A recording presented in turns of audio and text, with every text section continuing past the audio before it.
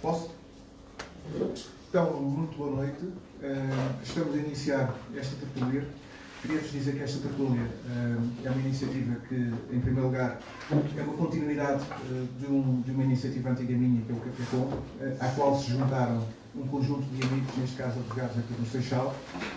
Não somos uma associação, não somos uma associação cívica, no entanto, temos alguns interesses em comum, alguns interesses e, sobretudo, em formar e informar a nossa população. Dentro disto, lançámos este desafio a alguns parceiros e tivemos, com muito contentamento nosso, o ok, o sim, todos esses parceiros de imediato. Em primeiro lugar, do espaço onde nós estamos a falar do restaurante Sem Peneiras. É muito importante agradecer a disponibilização deste espaço, que é um restaurante de excelência aqui no Seixal, ao Luís e à Dina, que são os donos deste estabelecimento. Tivemos de imediato também o apoio e a concordância de se associar a nós, o que para nós também muito nos honra, da parte do jornal Sem Mais. É um jornal de referência no Distrito de Setúbal, é um jornal de referência em termos de comunicação social local. Portanto, Raul, na figura do seu diretor, muito obrigado, não só por acederes ao nosso convite, mas também por aceitares mediar o teu cunho profissional, dares o teu cunho profissional para mediar esta iniciativa. Tivemos também uma parceria da Frente Solidária, cujo presidente é o jornalista Fernando Correia e o presidente honorário é um conhecido ator, músico, o Fernando Pereira, o homem das vozes. Portanto, todos nós o conhecemos. Depois, não se conseguiria fazer uma tertúlia com alguma qualidade sem um painel de qualidade. E então nós temos um painel de excelência. Posso mesmo dizer assim, agradeço desde já, para poupar aqui os agradecimentos, agradeço desde já a todos por terem aceito o convite de imediato, por terem disponibilizado num momento tão difícil, porque neste momento é um momento muito difícil para todos nós, terem acedido a virem aqui, pararem as suas atividades profissionais, que muitos deles, todos vocês estavam bastante ocupados, conforme é fácil depois de constatar. E também temos um formato. Por ter aqui mais 10 segundos para explicar, temos aqui um formato inovador. As responsabilidades, não só deste grupo, mas sobretudo as responsabilidades profissionais dos nossos convidados, obrigavam-nos a que nós tivéssemos que dar o exemplo. Nós temos aqui um conjunto, um painel, conforme eu disse, com muita responsabilidade e teríamos de dar esse exemplo. E este exemplo, em termos sociais, é dado da seguinte forma. Esta iniciativa não é aberta ao público, é aberta ao público através de uma edição online que têm a oportunidade neste momento de estarem a assistir. Depois também será gravada e também passará na comunicação social. Sem mais delongas, anunciar o Dr. Ricardo Batista, Leite Batista. Eu conheço já há muito tempo de outras funções, portanto, daqui vai o tratamento um bocadinho mais informal da minha parte. O Dr. Ricardo é deputado da Assembleia da República e também é médico. E vem falar nesta dupla qualidade e tem muita informação para dar. Ainda hoje esteve, portanto, mas ele falará melhor, ainda hoje esteve com o Ministro da Saúde relativamente a esta questão concreta do coronavírus. A doutora Melanie Tavares é psicóloga, é também minha amiga há muitos anos e é dirigente do Instituto de Apoio à Criança. Portanto, também, o meu muito obrigado pela sua participação. O Dr. João Massano é o atual, recentemente eleito, portanto, é o atual presidente da delegação do Conselho Regional da Ordem dos Advogados, Conselho Regional de Lisboa, da Ordem dos Advogados. Também muito nos honra a sua presença. E um amigo mais recente também, e a doutora Ana Chinita, juiz de Direito, neste momento está na comarca de Lisboa, portanto no Tribunal de Almada, portanto no Tribunal de Execução, que é o Tribunal de Execução. Dos restantes membros que estão aqui convidados, eu faço já uma breve apresentação, mas depois cada um, quando colocarem as questões, vão fazer as apresentações. E é importante dizer, nós temos a doutora Helena Domingos, que é atual presidente, também recentemente eleita, da Ordem dos Advogados do Seixal, da Delegação da Ordem dos Advogados do Seixal. O Dr. Paulo Esteves é da Aresp, representante da Aresp, penso que do Distrito de Setúbal, vice-presidente. O Dr. Jorge Pote também já teve responsabilidades na Ordem dos Advogados e é advogado. o agente de polícia, agente Bastos, que é da PSP Trânsito, aqui do Seixal, portanto, com bastante diversidade. A doutora Carla Falcão, que está ali ao fundo, é um elemento também do Conselho Regional da Ordem dos Advogados. O Jacinto é responsável de uma coletividade, portanto, temos aqui um painel e depois todos os restantes, as minhas colegas de escritório, obviamente, a doutora Vera e a doutora Ana, que também aqui estão. Raul, passo-te a palavra de imediato, não vos chatei mais relativamente a esta apresentação. Muito obrigado, Dr. Paulo Edson Cunha. Muito obrigado e agradeço o convite que nos foi dirigido aos nossos e-mails para fazermos serviço público, porque é disso que se trata nesta iniciativa. Isto não vai ser propriamente um debate, porque eu presumo que haja aqui muito contraditório face à dimensão e à gravidade da situação que estamos a viver, à escala global, e começa a ser, aliás, foi declarada hoje a pandemia em Portugal, o que significa que a situação está relativamente, agora é difícil usar estes termos, se está controlada ou descontrolada, mas evidentemente que era expectável que a situação se adensasse desta forma, e eu aproveitaria para já, porque os nossos convidados de alta qualidade, como o Dr. Paulo aqui disse, já foram apresentados, para iniciarmos esta nossa tertúlia, esta nossa conversa com os dados mais recentes conhecidos, dando as boas noites, aproveitando para dar as boas noites a quem nos segue no Facebook.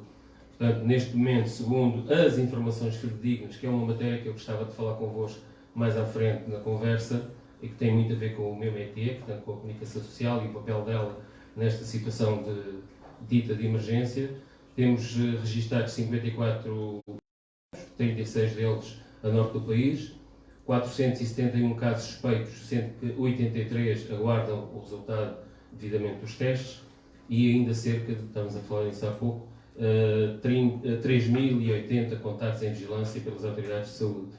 Dos casos confirmados, já agora, este dado, enfim, vale o que vale, 33 são homens e 26 são mulheres. Bom, eu começaria por lançar aqui uma questão que tínhamos previamente definido, porque estamos aqui perante especialistas na matéria jurídica e, portanto, há aqui questões que intercruzam-se com os direitos e com os deveres, e até com as liberdades e garantias que o nosso ordenamento jurídico acentua. E começamos com um caso, talvez aqui para a doutora Ana Chinita Rodrigues, nossa magistrada presente. O Governo da Madeira pondera atuar judicialmente contra 2 cidadãos dinamarqueses que se deslocaram à região numa altura em que estavam impedidos de viajar, devido ao contacto provável infectável com o Covid-19. E eu acrescentava nesta matéria uma mais recente, que tem a ver com uma declaração feita pelo Presidente da Câmara Municipal de Felgueiras, muito recente, de ontem, que denuncia alguma perseguição já a habitantes daquela região em quarentena, como se sabe, que estão impedidos de ir às escolas e aos centros de saúde. Doutora, eu julgo que temos aqui este meio que podemos usar. E já agora, nestas matérias mais macros, qualquer um dos nossos convidados pode intervir para conversarmos aqui, de facto, um pouco mais alargado. Obrigada, boa noite. O que eu tenho para dizer sobre isto é que, obviamente, que não cabe neste momento, até porque isto está a evoluir, está a ser feita uma análise por parte das autoridades competentes de saúde, que é quem sabe, neste momento, o real cenário que se está a viver em Portugal e também na Europa. Temos a Organização Mundial de Saúde que dita, portanto, diretivas nesta matéria para todos os Estados, não é?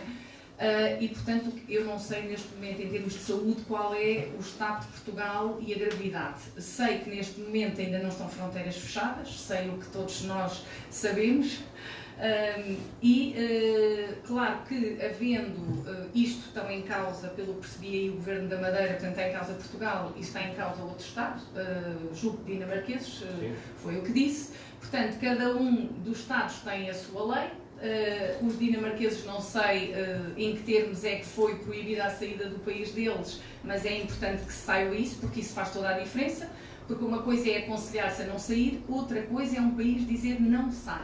Então, as fronteiras fechadas. Isto faz toda a diferença no sistema jurídico. Eu posso dizer que neste momento Não há quarentena, como nós sabemos, decretada em Portugal, portanto as pessoas estão a circular livremente, vão às escolas, os serviços públicos estão a funcionar, mas está-se a analisar e o interesse público tem que estar acima de tudo. Se houver perigo, e neste momento, ou amanhã, ou esta noite, ou quando seja, se o Estado português, o Governo Executivo declarar que há um estado acrescido de emergência e que temos que fechar fronteiras e que temos que tomar medidas mais apertadas, as pessoas têm que, obviamente, obedecer. Sob pena terem os tribunais, não é? Para fazer com que essas ordens sejam cumpridas. E, portanto, poderá ser o caso, eu não sei o que é que se passou na Dinamarca, não estou informada suficientemente para saber em que termos é que esses dinamarqueses transgrediram, mas obviamente que o Governo da Madeira tem toda a legitimidade para intentar a ação e obviamente que depois, em sede própria, os tribunais vão analisar como é que isso foi violado e em que termos, porque obviamente há aqui uma questão muito importante que é os nossa liberdade termina onde começa a dos outros e o interesse público está acima do interesse privado. Isso toda a gente tem que perceber. E depois há direitos, que é uma coisa que as pessoas agora toda a gente fala em direitos e neste momento há direitos que se sobrepõem a outros direitos. Eu acho que ninguém tem dúvidas que o direito principal e aquilo que é fundamental e é o que tem que ser mais preservado e cuidado é o direito à vida. É ele que é a razão de ser de tudo. Portanto, se nós pomos em causa o direito à vida, não é? Há qualquer coisa que tem que funcionar, não é? Pronto. Muito obrigado, doutora Ana Chinita Rodrigues. Doutora João Maçã, há razões perante aquilo que estamos aqui a falar para se começar a colocar, e uma vez que não estamos ainda em estado de emergência, nem em estado de calamidade, o que aí, portanto, há uma regulamentação que depois pode ser aplicada de uma forma mais significativa. Há razões para nos preocuparmos nesta fase, mesmo tendo em conta a gravidade da saúde pública, deste problema de saúde pública, para salvaguardar direitos? Muito boa noite. Eu começo por agradecer o convite que me foi endereçado pelo Dr. Paulo Edson. Cumprimento todos os membros do painel e demais pessoas aqui presentes. Uma palavra especial para a minha vogal, doutora Carla Falcão. Naturalmente, relativamente à pergunta que faz, eu acho que temos que começar por algo que se passa na sociedade. Eu concordo com tudo o que a doutora Chinita disse, mas tenho algumas dúvidas sobre a sobreposição que poderá ou não haver de acordo com a Constituição. Porque, em tese geral, acho que estamos perante um problema claro de uma sociedade que sobrepõe o eu ao nós e ao social. Temos vários exemplos ao longo dos últimos dias em que, se me permitem, um termo que eu tenho utilizado ultimamente, em que estamos a viver num tempo de glorificação da estupidez. Porque quando nós olhamos à nossa volta e vimos muitas situações que são incompreensíveis, eu cito, para não monopolizar aqui a nossa tertúlia, porque senão ficaria aqui algum tempo, a questão é muito simples. Peguemos nas forças de autoridade, peguemos num caso que aconteceu há pouco tempo, a propósito de uma suposta homenagem que houve na segunda circular. A primeira questão que se coloca é admissível que se pare uma artéria principal de uma cidade colocando em risco a vida dos outros? Eu poderia estar naquele local com um familiar que estivesse a passar mal e ficava ali parado e não podia movimentar. E poderia ter sequelas naquela situação. É admissível que as forças da autoridade sejam, perdoem uma expressão, apertadas, como foram na sequência dessa homenagem num cemitério, e praticamente não teve expressão mediática e nem houve um grande clamor contra a situação? Não é admissível. E isto leva-nos ao que estamos a passar agora, porque, reparem, independentemente das normas constitucionais, independentemente das normas legais, há um problema civilizacional que se passa em Portugal. Porque, reparem, não tenho dúvidas que, se, por exemplo, estivéssemos perante uma civilização que o social e o nós estivesse sobre o eu, esta pandemia e a propagação da doença em Portugal seria diferente. Muito diferente. Porque se olharmos, por exemplo, para o que se passou em Macau, em que, a partir do momento em que se falou no problema toda a gente assumiu que iria usar máscaras e não levantou a questão. Não levantou a questão. E toda a gente sabe que tem que usar máscaras. Em Portugal, quem usa máscaras é considerado infectado. Se eu, por exemplo, sair daqui e andar com máscaras nos transportes públicos, vão pensar que eu estou doente, que estou infectado. É uma questão cultural, Soutor? É uma questão cultural, claramente. E é uma questão cultural que vai, a menos que haja uma percepção diferente das coisas, é uma questão que nos vai levar a ter dificuldades em controlar a pandemia. Porquê? Porque, reparem, eu tenho a certeza, por exemplo, no Conselho Regional de Lisboa, nós ontem determinámos a suspensão das sessões presenciais do estágio. Alguém acredita que os jovens advogados estagiários todos vão ficar sossegados em casa para impedir a propagação da situação, do vírus? Não, eu não acredito. Como se, por exemplo, o Governo determinar a suspensão das aulas, alguém acredita que os jovens vão ficar em casa? Vão encher as praias? Seguramente. Já estão? Pronto. Ainda é pior, já estão. Pronto. Mas como é que se resolve agora vamos à outra questão. Essa questão do bom senso? Agora vamos à outra questão, que é a questão da Constituição e a questão de saber se, pegando na Constituição, a Constituição permite ou não permite que, por uma situação destas, que, como disse bem, ainda não há estados de emergência, não há estado de sítio, não há nada disso declarado. Que é a condição sine qua non. Que é a condição sine qua non para podermos fazer a restrição dos direitos, e é o que está previsto na Constituição. A pergunta que se coloca aqui é, fala-se tanto em alterações legislativas, já em várias alterações constitucionais disse que o internamento compulsivo não é possível por questões de saúde pública. Vamos alterar a Constituição nesse sentido. Os constitucionalistas alertaram por diversas vezes que não estava prevista a questão da saúde pública. Estão divididos também. Estão divididos quanto à questão. Reparem, é que o problema é grave, porque nós podemos dizer que estamos perante uma situação de emergência, vamos afastar a Constituição, mas fará sentido que toda a gente, mesmo os não infectados, fiquem proibidos de circular? É uma pergunta que eu deixo. E é uma pergunta que eu passei aqui para o Dr. Ricardo Batista Leite, o nosso distinto deputado da Nação. Estamos à beira de decretar politicamente o estado de emergência, de maneira a que estas questões dos direitos fiquem de maneira decretada do ponto de vista objetivo? Bom, antes de mais agradeço o convite e começo por cumprimentar o Paulo, de quem sou amigo de longa data, e só por isso é que eu acho que fui convidado. Mas espero poder contribuir, mas felicito a organização, e eu sei mais, porque é uma tertúlia, mas para quem está em casa perceber que não há cá ninguém. E esse já foi uma boa medida respeitadora de evitar, de facto, agregações sociais. E as pessoas têm que perceber em casa isto. Nós estamos neste momento num momento de guerra contra o coronavírus. É um estado de emergência por si só do ponto de vista da saúde pública. E por isso todos têm que compreender a seriedade daquilo que estamos a viver. O facto de ter sido declarada a pandemia hoje por parte da Organização Mundial de Saúde, uma declaração para a qual Portugal também contribuiu ao se ter verificado um aumento exponencial de casos, de 19 casos só nas últimas 24 horas, entretanto, aparentemente há mais casos também já confirmados, demonstra que nós, de facto, temos que responder com toda a eficácia. E responder com toda a eficácia significa o quê? Nós não temos nenhuma vacina, a única vacina que temos é a informação e conhecimento que estamos aqui também a tentar contribuir dar. O único tratamento que temos é adiar ao máximo o número de novos casos. Isto tem uma razão de ser.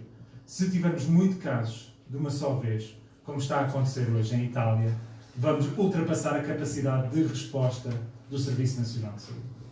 O adiarmos os casos, muitos deles inevitáveis, mas o adiarmos ao longo do tempo, garantimos que vamos conseguir manter uma resposta por parte do SNS e diria mesmo do sistema de saúde, que vamos precisar de todos, se de facto não conseguimos travar a pandemia. E, portanto, falando agora nesta questão do estado de emergência, de facto é uma questão que tem sido discutida. Ainda hoje foi publicado, penso que foi o Jorge Bacelar Gouveia publicou no Público um artigo sobre esta matéria e sobre a restrição de liberdades. E, na realidade, há vários debates. Na Ata Médica Portuguesa também publicaram esta semana um artigo sobre este tema. Primeiro que tudo, aquelas pessoas que foram enviadas para casa, seja por terem encerrado as escolas, as universidades ou outras instituições que aparentemente vão encerrar a partir de amanhã, que percebam que não estão de férias. Isto é um ato de intervenção de saúde pública, num contexto de emergência, para nós tentarmos conter a disseminação do vírus. É absolutamente inaceitável que tenhamos as universidades vazias e as discotecas cheias à noite, como aconteceu esta semana. É absolutamente inaceitável que as praias estejam cheias. É absolutamente inaceitável que os centros comerciais estejam cheios de miúdos a celebrar que não tiveram aulas. E, portanto, as pessoas têm que se consciencializar que estamos perante uma situação de risco. E nessa situação de risco, não somos nós, à volta desta mesa, que estamos em risco, a população ativa, adultos, nem os jovens, verdadeiramente. Felizmente, este vírus não nos afeta. Sim, o enquadramento legal é completamente impossível travar essa forma de estar, não é? Sim, é só dizer só isto, e já vou à questão legal. Quem está em risco com isto são os nossos avós, os nossos filhos, são as pessoas mais idosas, mais vulneráveis, e, portanto, quando nós nos infectamos, nós até podemos ficar bem. O problema é, de facto, a transmissão aos nossos familiares. As pessoas têm que ter isto consciente. Do ponto de vista legal, compete ao Presidente da República decretar esse estado de emergência, depois de auscultar o Governo, e é aprovado na Assembleia da República.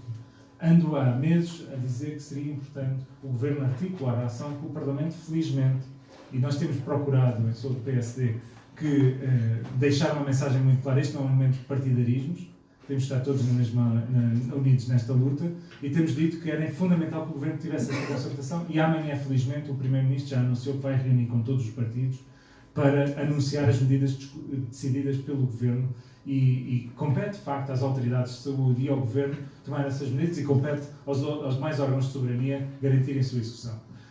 Parece-me que, se nós tivermos chegar a um ponto de restrição de liberdades de uma forma alargada, perante aquilo que eu vou ouvindo, não sendo eu jurista, apesar de ser casado com uma jurista, aquilo que vou ouvindo é que, de facto, a situação de emergência pode eventualmente ser dos poucos instrumentos que nos dá não só as garantias da sua execuibilidade, como garantir aqui que, ao longo do tempo, vai havendo uma série de checks and balances, se quiserem, para garantir que não há, de facto, um abuso, né, na utilização dessa ferramenta. Mas não tenhamos dúvidas, por mais ferramentas legais que tenhamos, se não forem as pessoas, de uma forma consciente, a fazerem aquilo que a saúde pública e uma situação de emergência exigem, que é retraírem-se, ficarem em casa, evitarem o contacto social, garantirem o distanciamento social, lavarem as mãos e todas aquelas outras medidas, que passa por, quando se toca no botão do elevador ou da via verde, lavar as mãos a seguir, limpar as mãos com a solução, são coisas que podem parecer ridículas. Não se cumprimentarem, socialmente manterem uma distância de segurança.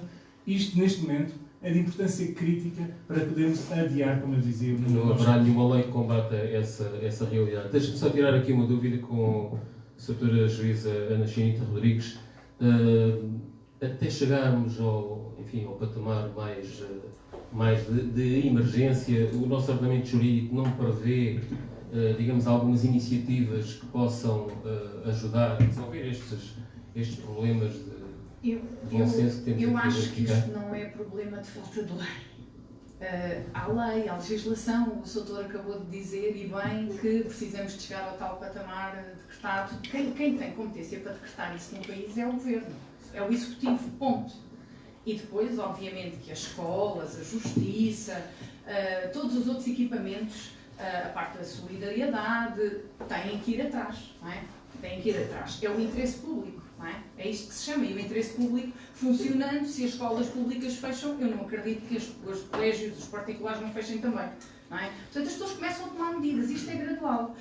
E não estejam à espera que, por exemplo, sejam, os tribunais ou os hospitais a tomarem as medidas de per si, já que está aqui a Justiça e a Saúde, porque nós não podemos fazer isso.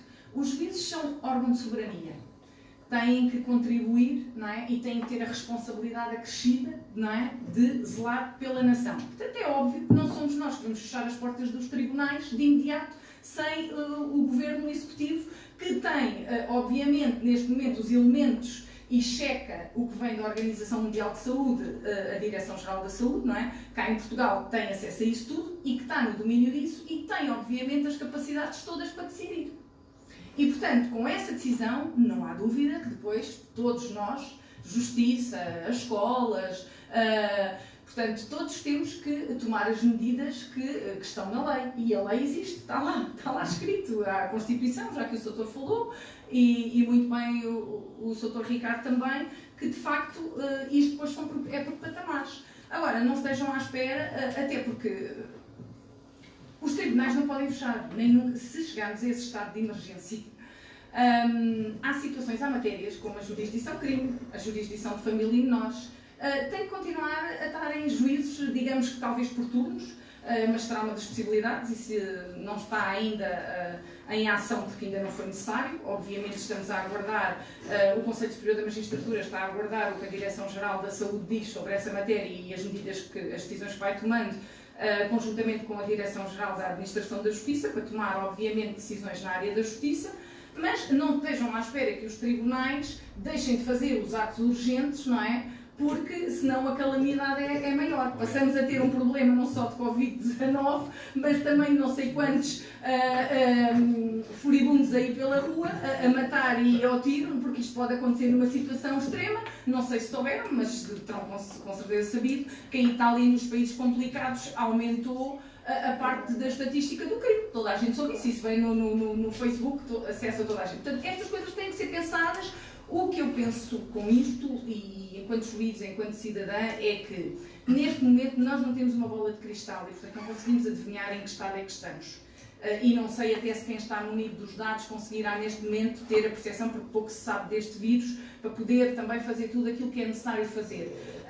O que eu acho é que é de ponderar muito bem, é de pensar muito bem, porque nós não podemos ir aquém nem ficar além. Exatamente.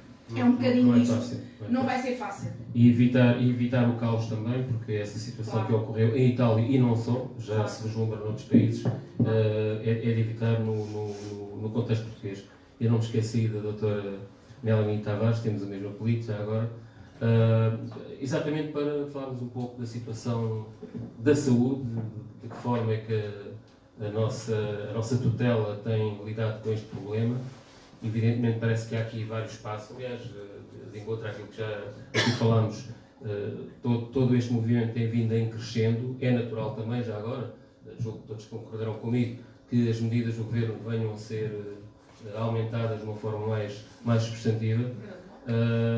E já agora, desculpa, uma notícia muito recente, falou-se, ainda não está muito plasmada nos órgãos social, mas já há problemas também com os motoristas, que são absolutamente fundamentais, peço desculpa, para abastecer as nossas casas, as nossas empresas e portanto, vem aí um problema gordinho, como se costuma dizer, e portanto eu não vejo nada de bom nestas próximas fases da situação do coronavírus em Portugal. Doutor, como é que estamos a lidar isto em termos de saúde? Eu recordo já agora, também já abordámos isso, que esta questão dos direitos foi logo iniciada quando Portugal resgatou aqueles 18 pessoas que vieram do epicentro da crise em Wuhan, 16 portugueses e 2 brasileiros, se não me engano, e que foram de quarentena apenas porque anuíram ir de quarentena, não é? Porque, e ainda por cima, à época, muito mais dificilmente iriam ser de forma compulsiva. Como é que estamos a acompanhar isso em termos de saúde, Sr. Boa noite a todos. E já agora mais um elemento, hoje a primeira criança infectada foi restada hoje. Bem, primeiro de tudo, eu acho que estamos aqui mais ou menos todos, apesar de sermos de áreas diferentes, estamos todos em uníssono a perceber que de facto está a haver aqui um descontrole. Nós somos um país de grandes costumes, demoramos algum tempo a perceber a dimensão das coisas e depois, quanto a mim, ao contrário do que se passou, por exemplo, em Macau, o nosso governo demorou a agir. Aliás, nós não temos controle de quem entra, da forma como entra, não há uma avaliação do estado de saúde nos aeroportos, coisa que aconteceu imediatamente em muitos sítios, também à exceção da Itália, não é por acaso que estão com os dados, que estão com os números elevados. O que nós temos aqui não é só um grupo de risco, não é? Que são os idosos, as pessoas com doença crónica e por aí fora, mas temos também um conjunto de comportamentos de risco. Demorámos muito tempo a aceitar que tínhamos que ter outros cuidados de higiene, a saber comportar-nos socialmente mediante a iminência de contágio, demoramos muito mais tempo do que os outros. Porque nós somos assim, somos um bocado crédulos, somos um bocado de isto só acontece aos outros, e acho que temos aqui também as cifras negras que não nos deixam ver a realidade. Porque quase de certeza que não temos só esses 50 e muitos casos que falou, temos outros que nem sequer foi feito despiste, e isto impede-nos também de agir em conformidade. Acho que o Governo não atuou a tempo, e isto, se por um lado pode gerar, e em termos de saúde mental, que é aquilo que me cabe aqui falar, pode gerar uma angústia por perceber-se que não estão, ou que não estiveram, e agora começa a aparecer algum tipo de atitudes em conformidade com aquilo que é uma pandemia, mas demoramos muito tempo a agir, isto pode gerar aqui uma angústia. Pode gerar uma angústia nos adultos, nas crianças, porque nós agora de repente vamos dizer às crianças vão todos para casa, os miúdos, felizmente, têm acesso à informação, infelizmente nem sempre a sabem descodificar, e cabe aos pais este papel de explicar que estamos numa situação de risco, que existem comportamentos que temos que adotar, porque isto é um bocadinho como todos os problemas de saúde e de comportamentos de risco que nós assistimos. Os grupos que antigamente dizíamos que eram grupos de risco, percebemos que as doenças não estavam ligadas a grupos, mas a comportamentos. E eu continuo a achar o mesmo. Portanto, e o que acontece, por exemplo, na maioria dos casos, e quando falamos de crianças e adolescentes mais ainda do que adultos, os comportamentos são adotados por falta de informação. Neste caso, não temos falta de informação, eu acho que o que temos é uma informação atabalhoada. Porque há pouco falávamos aqui, por exemplo, das máscaras, e eu estou farta de ler que devemos usar máscara, e estou farta de ler que é contraproducente usar máscara. Portanto, nós quando queremos adotar um comportamento adequado à situação, temos dificuldade em perceber, afinal, o que é que temos que fazer. Se por um lado, e também já foi aqui referido, há sítios, fechamos escolas e temos as discotecas abertas a funcionar e cheias, também penso, por exemplo, na questão da restrição aos jogos de futebol, quando temos os centros comerciais, num ambiente que eu não sou muito conhecedora destas coisas, e o Sr. pode corrigir-me, num ambiente que eu acho que será muito mais favorável à transmissão do vírus do que propriamente ao ar livre, apesar de concentrar mais pessoas. Portanto, eu quando penso nisto, ao nível, por exemplo, da questão dos incêndios, que eu acho que é aquilo que as pessoas têm mais presente numa situação desta, porque esta situação, ninguém que está aqui foi nascido num tempo em que se viu uma pandemia e que se viu uma catástrofe deste tamanho, ou uma pseudo, ou uma possível. Portanto, o que tivemos mais próximo de nós foi, de facto, a situação dos incêndios. E quando pensamos nisso e da forma como o Governo agiu, eu pessoalmente fico em pânico. Se calhar não fico tanto porque tenho mecanismos para me resolver, mas o comum dos mortais que vive diariamente pensa a situação dos incêndios repetiu-se, ninguém aprendeu com os erros, toda a gente disse que estava preparado, que estava alerta e muita gente morreu. Mais até do que nesta situação dos vírus em relação a Portugal, pelo menos por enquanto. E isso assusta-me e penso que isto eventualmente pode gerar alguma angústia geral, algum pânico geral. Se por um lado temos pessoas que não querem adotar os comportamentos adequados a esta circunstância, temos outros que já estão no outro extremo. Olha, por exemplo, em relação à situação do lavar das mãos, que é uma medida profilática que tem que ser utilizada, mas depois penso nas pessoas com transtorno obsessivo ou compulsivo que neste momento estão num sofrimento atroz, porque o dia é levado a lavar as mãos, com medo do contágio.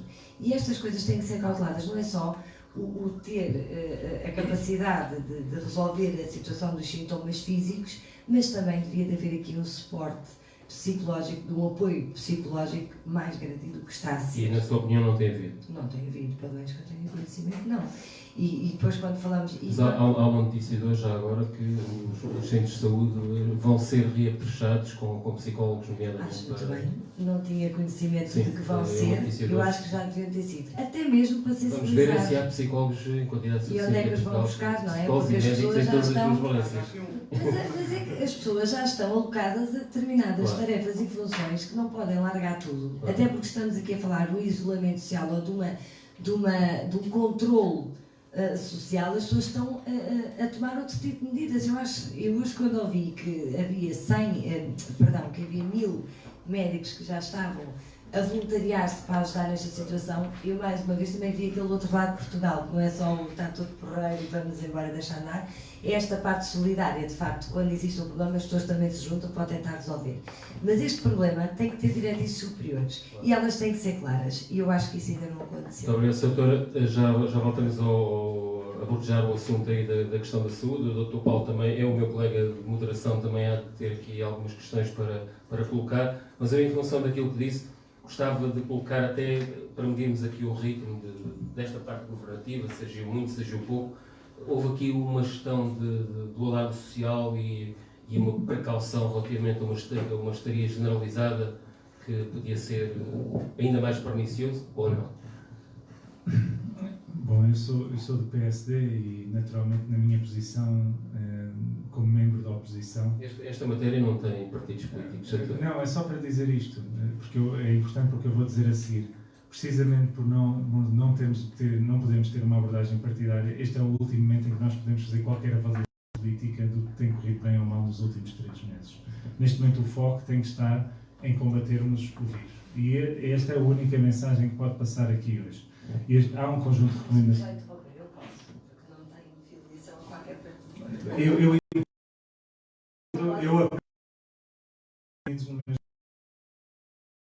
Haverá muito para também criticarmos e tirarmos lições daquilo que correr menos bem. Neste momento todos serão necessários. Por exemplo, foi decretada uma greve para o conjunto de profissionais do Hospital de Braga que amanhã de manhã vão estar em frente ao Ministério da Saúde. É absolutamente inaceitável, independentemente de terem razão ou não nas questões laborais, que neste momento abandonem o local de trabalho para estarem em piquete de greve. E aquilo que é o meu apelo, são centenas, se não milhares de profissionais em todo o país a darem o corpo ao manifesto, a estarem na primeira linha de combate, é que estes profissionais que anunciaram a greve, que entendam que este é o momento de estarem no hospital, de estarem na primeira linha, e todos os partidos, PSD inclusive, estará ali a seguir a este surto para nós podermos discutir as questões laborais. E, portanto, eu creio que, independentemente da avaliação que eu possa fazer, eu como médico, eu venho da área da infecciologia, eu estive na primeira linha de combate nos cuidados intensivos e nos serviços de urgência durante a gripe A, a chamada gripe das aves, em 2009. Eu sei quão difícil isto é. Portanto, hoje trabalho na área de saúde pública e procuro entender aquilo que os países fizeram bem e o que fizeram mal. E há matérias que, de facto, nós temos que ser mais agressivos nesta fase. Vamos ver o que é que o Governo vai anunciar amanhã. É um momento crítico para nós ou contermos, de facto, o crescimento exponencial ou perdermos o controle. Portugal tem, neste momento, cerca de 1.400 camas com ventiladores. Se o cenário da Direção-Geral da Saúde de 1 milhão de infectados se confirmar, significa que teremos 20 mil pessoas a precisarem de ventiladores. E, portanto, nós não podemos aceitar que Portugal chegue à situação que se verifica em Itália, em que os médicos estão neste momento a decidir quem vive e quem morre. Porque não há ventilador para todos. E é nesse sentido que este é o momento de nos unirmos, de garantirmos os meios, recrutarmos os equipamentos estacionados e o pessoal. Em relação à questão dos psicólogos, é uma matéria muito importante. Há um aumento exponencial, não apenas da criminalidade, mas também dos problemas de saúde mental nestes momentos. O Governo, e bem, anunciou o reforço também dos psicólogos na linha Saúde 24. Agora, as linhas de Saúde 24 e de linha de apoio ao médico estão neste momento a colapsar.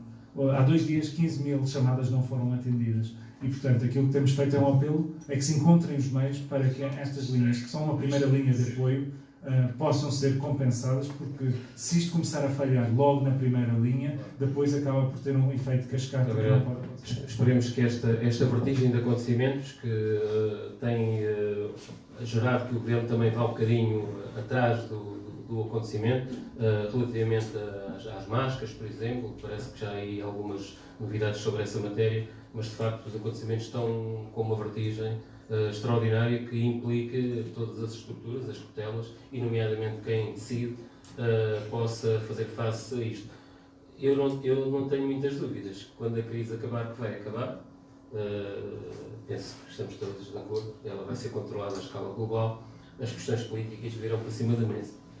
E isto não tem muito interesse aqui para a nossa tertúlia, só uma nuance que ouvi hoje. Já temos um partido político que não vai aceitar alívios da parte do Governo caso as contas certas enfim, fiquem menos certas no final desta situação. Mas é só uma parte, Sr. Doutor. Se me permite, sobre isso... Sobre Muito rapidamente, senão então, peço deixamos aqui equipamento de proteção individual.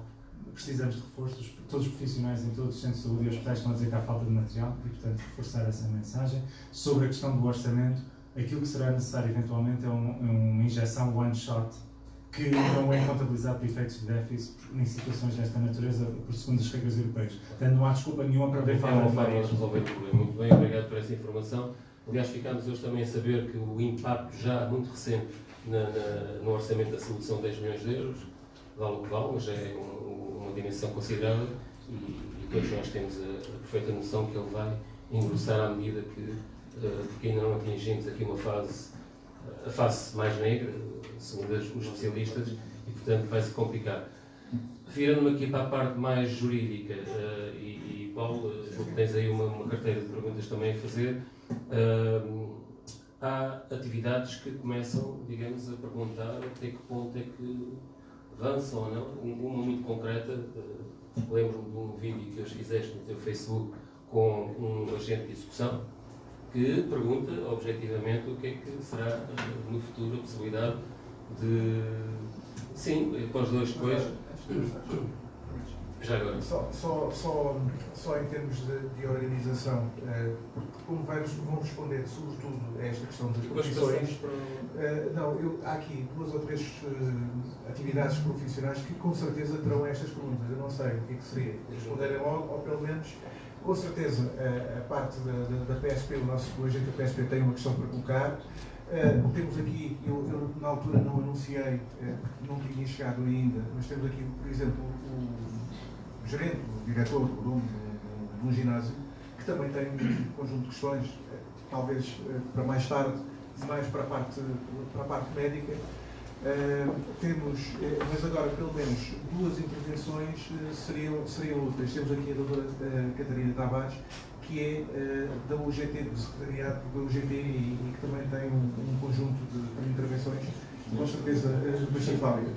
Sim, eu concordo com isso. De qualquer das formas, esta pergunta é muito direcionada aqui para a área da justiça, porque tem a ver com o facto do trabalho dos agentes de execução, que trabalham diretamente com as vossas 2 realidades, estarem um pouco numa espécie de limbo, sem saber o que vai acontecer para a frente, e portanto é uma das matérias. Se calhar então iríamos juntar aqui mais uma outra questão.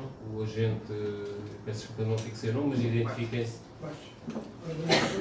e peço aos nossos convidados que apontem as questões para poderem responder de forma sistematizada. Boa noite, Presidente. Muito obrigado pelo convite no sábado logo de manhã.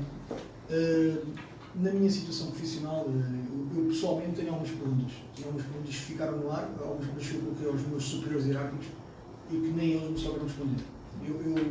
Como alguns presentes me conhecem da minha profissão, da minha função de fiscalização de rodoviária e sinistralidade, tenho um contacto muito direto e muito diverso.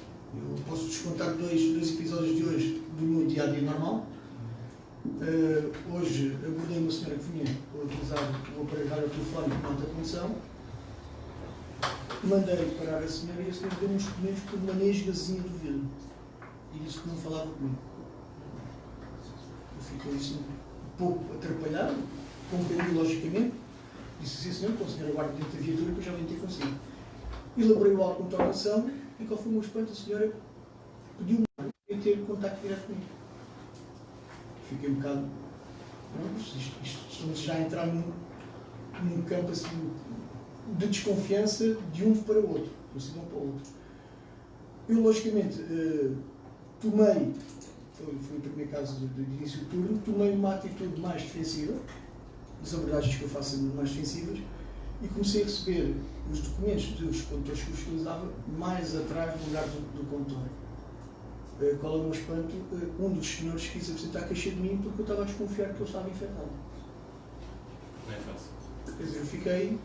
Então, mas se um condutor tem esta atitude, eu tenho uma atitude mais defensiva, se calhar para proteger a mim ou para proteger o possível condutor, desconheço a pessoa, não conheço todas as pessoas, logicamente, e eu aqui fiquei com uma pergunta no ar: será que estou eu mal ou será que está todo o cidadão e todo o pensar que estão mal? Obrigado, agente Paulo. Se calhar vamos já resolver estas duas questões. Passa pelo doutor e depois o que é que eu tenho para dizer sobre isto?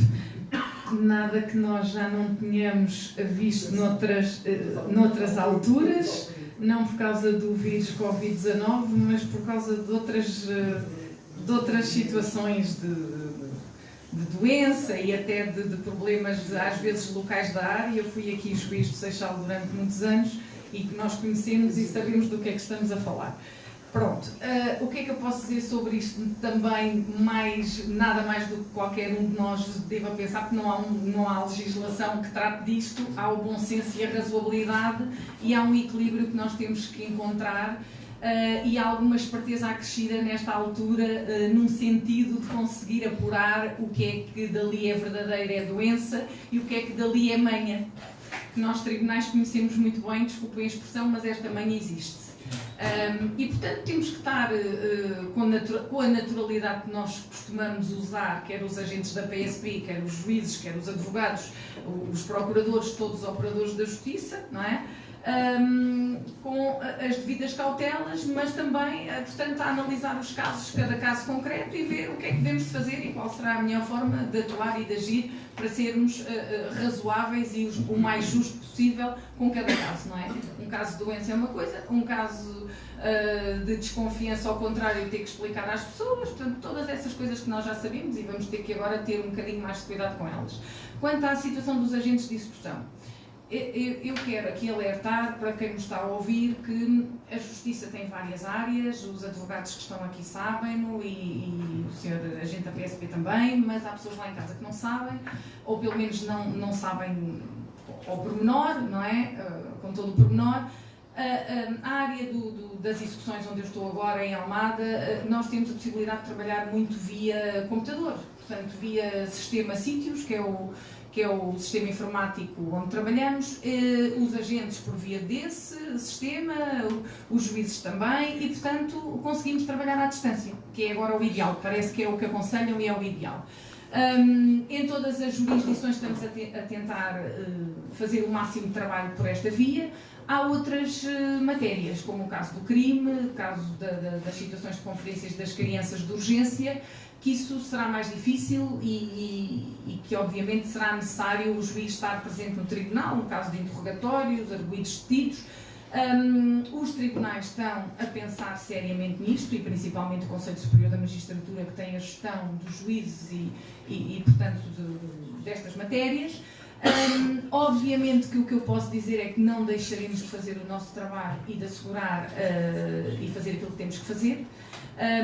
Há pouco, antes desta tertúlia começar, eu falava ali com a doutora Helena, que é uma advogada que conheço também há muitos anos, e ela dizia-me, estamos mentalizados do papel que temos para cumprir, e é isso, estamos. Portanto, estamos detalhados, temos a nossa missão, sabemos qual é a nossa missão e o que é que temos que fazer, e portanto ela está à frente de muita coisa. E nós na Justiça não somos caso diferente e estamos habituados a fazer isso. Quantas vezes nos colocamos em situações de risco, sério risco, mas não deixamos de fazer o nosso trabalho. Eu posso dizer que neste momento nos grupos dos juízes, os juízes estão todos muito preocupados com isto, como não poderia ser de outra forma. Cada um a pensar o que é que deve fazer para melhor fazer o desempenho do exercício da sua função e para não pôr em risco os que estão nos tribunais, connosco e também a população, o cidadão. Posso dizer que neste momento o Conselho Superior da Magistratura e bem lembra os juízes de que cada um é soberano no seu processo e cada um terá que concretamente analisar as diligências e os julgamentos que têm marcados para as adiar ou não. Terá que fazer uma ponderação de interesses e uma ponderação de tudo o que está ali em jogo e cada processo é um processo, como sabem. E isto estamos a falar de processos não urgentes. Os urgentes é para fazer, obviamente. Aí estamos à espera que o Governo tome decisões que terá que tomar de acordo com as informações e os dados que tem, para que a Justiça e todos nós de seguida sigamos aquilo que temos que fazer. E portanto é um bocadinho isto não vai parar, pelo menos na parte da gente. É expectável, doutora, que haja um abrandamento da atividade nestes casos concretos? Matérias como o senhor agente disse, o impacto vai ser assim, andamento. Faz nós são muito... Os processos tramitam muito pelo sistema e à distância, os advogados enviam as suas peças processuais via informática, os juízes trabalham via informática, o procurador... Os agentes de execução fazem o trabalho até à vendas agora preferencialmente eletrónicas do que vendas particulares, portanto nem exigem a presença de ninguém. Tudo isto já está, nós também estamos a trabalhar já numa era que não é isto se fosse aí há 50 anos atrás, que as proporções na justiça e temos que ver de facto que não vai ser assim de forma relativo, penso eu, mas não vejo para já mais do que isso. Noutras áreas, depois temos que ver e temos que ponderar, mas claro está que é impensável, mesmo que cheguemos à situação de emergência, não vai haver pessoas detidas que não tenham que ser ouvidas pelos juízes, claro que vão ter que ser. Os agentes da polícia, por mais propagação do vírus e por mais infecção que haja, vão ter que andar na rua, eles já o sabem, não há volta a dar. Os juízes também vão ter que estar de prontidão, porque há situações de crianças que vão... Cá estamos, porque se não temos problemas por causa do vírus e temos outras que não é do vírus, que vão aumentar. Agora, então, certamente, temos os que pensar serviços nisto. mínimos. Muito obrigado, doutora. Vamos ouvir a opinião do Dr. João Maçã sobre estas questões em concreto, se quiser alargá-las. Eu já agora deixo-me fazer aqui um ponto de situação. Nós estamos com 20 horas e 5 minutos, temos mais meia hora de... Aqui, as duas maiores limitações que nós temos aqui são és tu, acho que tens de ir embora, não é? Não, já... Se estivermos interessados, vamos continuando, porque da parte do restaurante também não há problema. Então, Dr. João Maçã, para estas duas questões em concreto. Se me permite, eu queria só concluir o que disse há pouco. Uma das conclusões que eu acho que nós temos que tirar de tudo o que se está a passar e que é fundamental para percebermos o nosso enquadramento é que a garantia do Estado de Direito Democrático passa pela observância da Constituição em situações de crise. Portanto, não podemos dizer, agora temos uma crise diferente, vamos aqui afastar um bocadinho que não há problema. Esta é a primeira coisa que eu acho que nós temos que ter cuidado. E se queremos que as situações de saúde pública sejam abrangidas, vamos alterar a Constituição e incluí-las diretamente para não estarmos permanentemente a discutir. Aliás, ainda hoje falava com um professor de Direito Constitucional que me dizia um caso clássico de constitucional na faculdade é precisamente a saúde pública e se há ou não aqui há abrangência pela Constituição destas situações, tal qual está neste momento. Essa era uma das situações que eu queria salientar neste caso. A propósito da questão dos motoristas, que referiu há pouco, o problema ainda é maior, infelizmente, porque nós temos setores que são vitais para o país. Ainda hoje estava com um cliente meu da área da distribuição e eu estava a lidar com ele relativamente à questão dos planos de contingências e o problema é grave, porque, por exemplo, num edifício onde a empresa tem os escritórios, até é relativamente fácil isolar pisos. Isolar pisos, ou seja, não há comunicação entre pisos, para o caso de aparecer um infectado num dos pisos, fecha-se aquele, estanca-se ali e o resto continua a funcionar. Mas, por exemplo, nos supermercados é muito difícil fazer essa distribuição, essa separação. E aí é que se levantam os problemas. Qual é o plano de contingência que se impõe aí? Aí, naturalmente, todos deveríamos pensar em conjunto e deveríamos elaborar. Aliás, deveríamos já ter elaborado, não o tendo feito previamente, deveríamos ter orientações até superiores, neste sentido, do próprio Governo, em determinados setores, deveria auxiliar as entidades a elaborar esses planos de contingência. Parece-me evidente. Porque há coisas tão simples como, por exemplo, num edifício de escritórios de 15 andares, em que há uma copa comum, é o primeiro sítio que tem que se fechar. Porque senão pode estancar piso por piso, que não adianta, porque se todos vão à copa, o problema mantém-se. Outra das questões que eu queria salientar é a seguinte.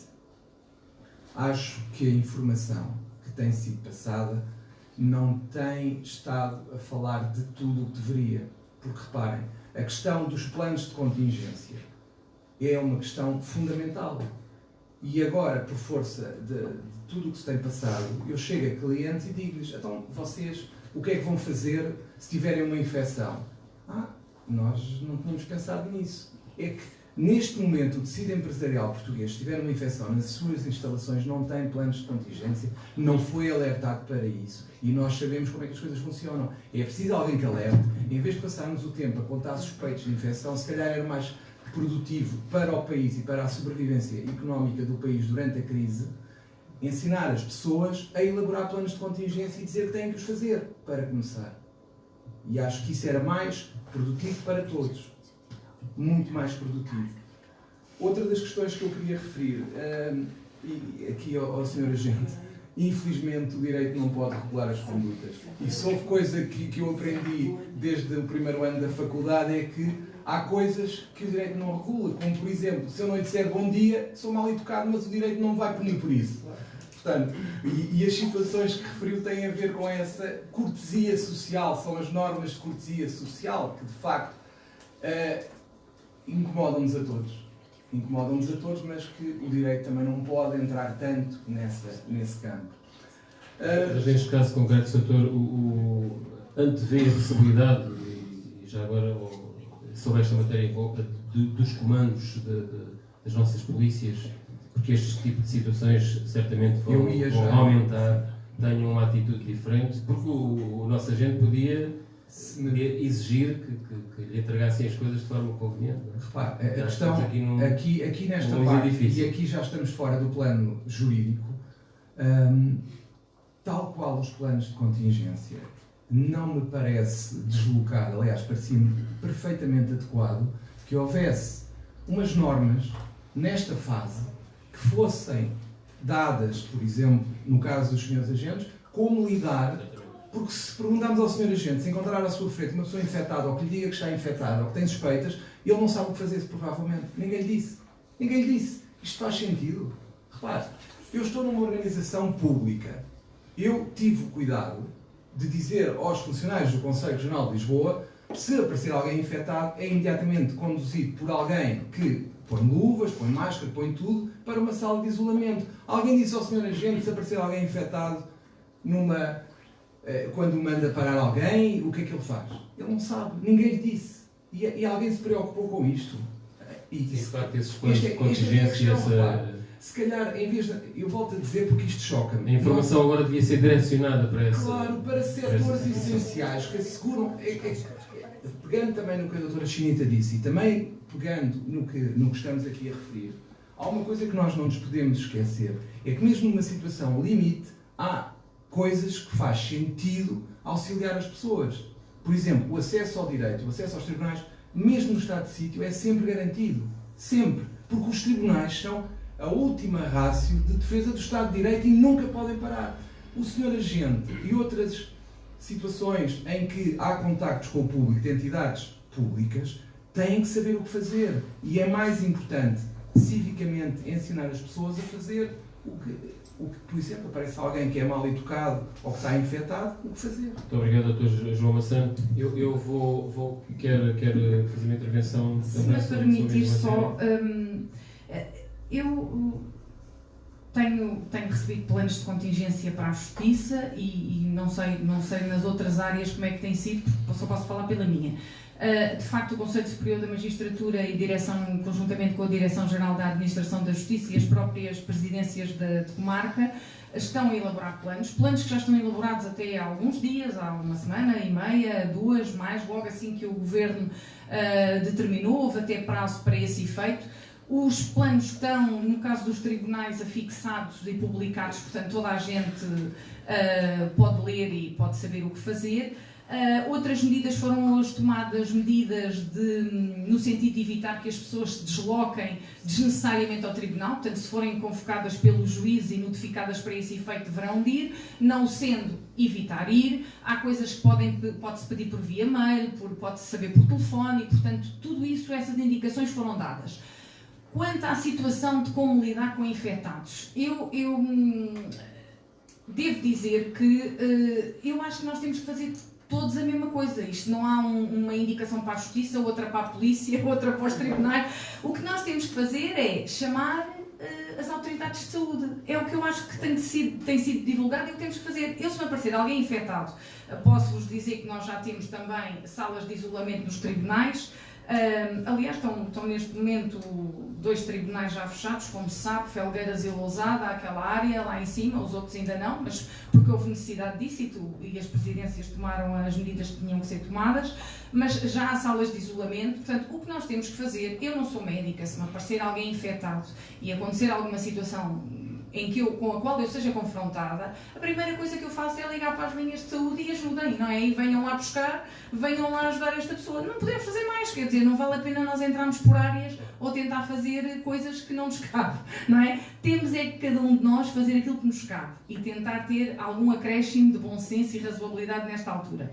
E já agora que me deixaram falar, só falar aqui, dizer só uma coisa, não, para me calar, mas houve perguntas de vários advogados que me chegaram no sentido do que é que vai acontecer aos prazos processuais, como é que nós vamos aos tribunais.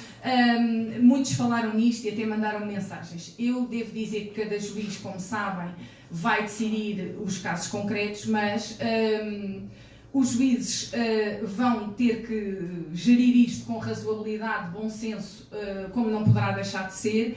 E obviamente que se as pessoas estiverem impedidas de ir aos tribunais, estiverem impedidas de mandar via sítios, tem que haver uma condescendência e tem que haver um bom senso nesta situação.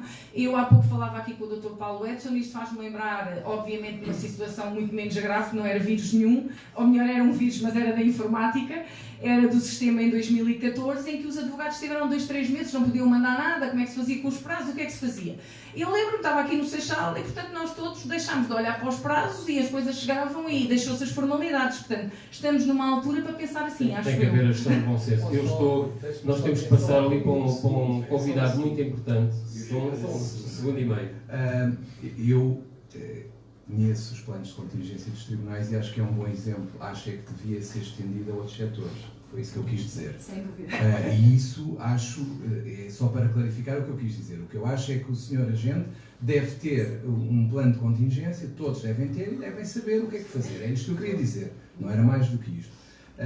Relativamente à questão do bom senso, acho que é fundamental, ninguém discute. E deixe-me só dizer outra coisa, é que, infelizmente, alguns senhores magistrados não estão a ter bom senso nesta situação. Eu tenho queixas de justos impedimentos que não estão a ser considerados e há diligências que estão a ser realizadas sem considerar esses justos impedimentos. Mas... A doutora Chinita Rodrigues não vai poder responder pelos seus colegas. Eu já agora, aproveitando a presença do Dr. Paulo Esteves, representa uma atividade absolutamente essencial e até para o nosso distrito. A notícia de hoje também, cerca de 30% de perda já, que é muito relevante, é da Aresp, portanto, da Hotelaria e Restauração, começa a ser um problema gritante do ponto de vista económico, do que está a ouvir desta parte técnica, do ponto de vista económico, mas também da gestão de tanto trabalhador. Obrigado, Raul. E aí não há possibilidade de fazer o teletrabalho. Daí tem que se vir à mesa. Não é? Quero agradecer ao Dr. Paulo Edson Cunha, ao Paulo Edson, pelo convite. Também à Dina e ao Luís que nos estão a acolher neste restaurante e que num excelente espaço aqui do Concelho de Seixal. E talvez não seja por acaso que também o Dr. Paulo tenha escolhido um restaurante para acolher esta nossa tertúlia. Efetivamente estamos preocupados com o que tem vindo a acontecer. Tem-se sentido, de facto, um impacto no setor do turismo. Os dados que Raul acabou de indicar também foram de um inquérito que a semana passada lançámos aos nossos associados. Posso adiantar que em menos de 24 horas obtivemos pouco mais de 1000 respostas. Portanto, foi o inquérito mais respondido que a Aresp lançou. Posso também adiantar que ontem à noite o site da Aresp teve um pico de visitas que nunca tinha tido. Isto porquê? Porque precisamente disponibilizámos ontem aos empresários do setor, aos nossos associados do setor Horeca, um guia que eu tenho aqui na minha mão, um guia de orientação para os estabelecimentos Horeca. Precisamente o que fazer, como proceder, que inclui fluxogramas, da situação do colaborador, se aparece um trabalhador com sintomas, se aparece um cliente com sintomas. Temos sido também confrontados com várias questões, que é, nós sabemos que, nomeadamente a restauração, a par da indústria da saúde, é o setor com o maior controle sanitário. E a restauração responde, e muito bem, seguindo as normas de higiene e segurança que são aplicadas, que dentro dos nossos espaços nós tentamos garantir boas condições de acolhimento a quem nos visita. É óbvio que temos dito aos empresários e reforçado aos empresários intensifiquem estas normas e estes procedimentos de segurança. Posso também aqui dizer que é óbvio que tendo um estabelecimento de porta aberta, e já ouvi aqui neste painel algumas dúvidas, se eu estiver perante alguém infectado, o que é que eu vou fazer?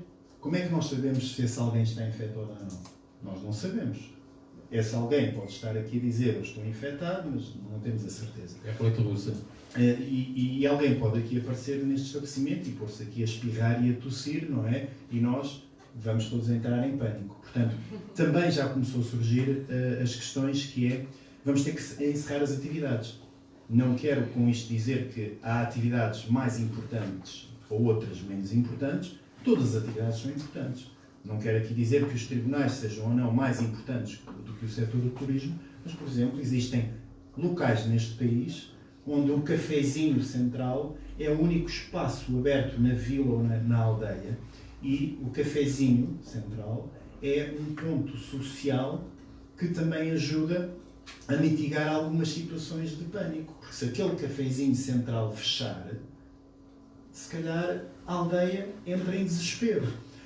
Eu com isto quero aqui adiantar que efetivamente estamos preocupados com o impacto que isto tem tido no setor, mas também estamos preparados para acolher quem nos acolhe, quem nos visita, seguindo todas as normas.